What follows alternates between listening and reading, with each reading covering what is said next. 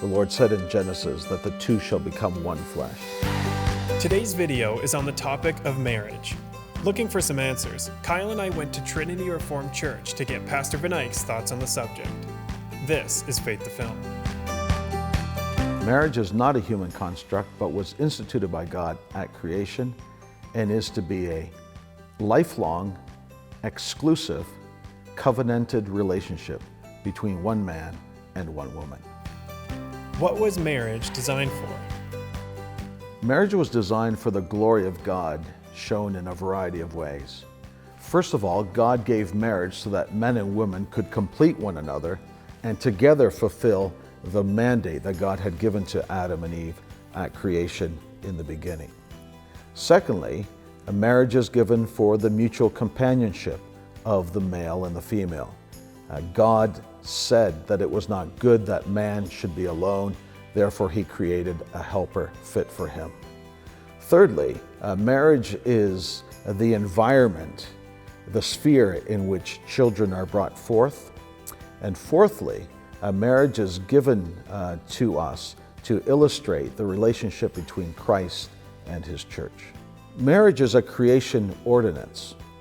That means that even unbelievers can share in this good gift that God has given.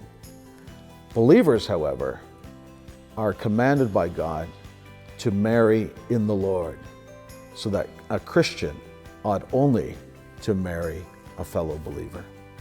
How does a marriage illustrate Christ and his church? Marriage illustrates the relationship between Christ and his church in a couple of ways. Just as Christ is the head of the church, so is the husband the head of his wife.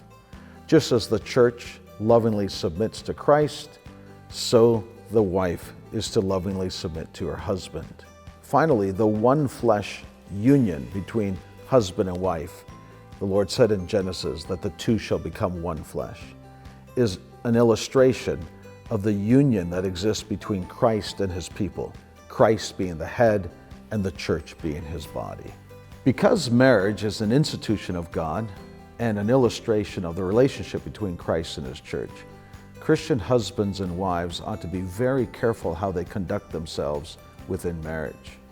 Infidelity and abandonment are not only contrary to God's design and therefore are biblical grounds for divorce, but these covenant-breaking actions speak falsely about the precious relationship that exists between Christ, the bridegroom, and his blood-bought bride.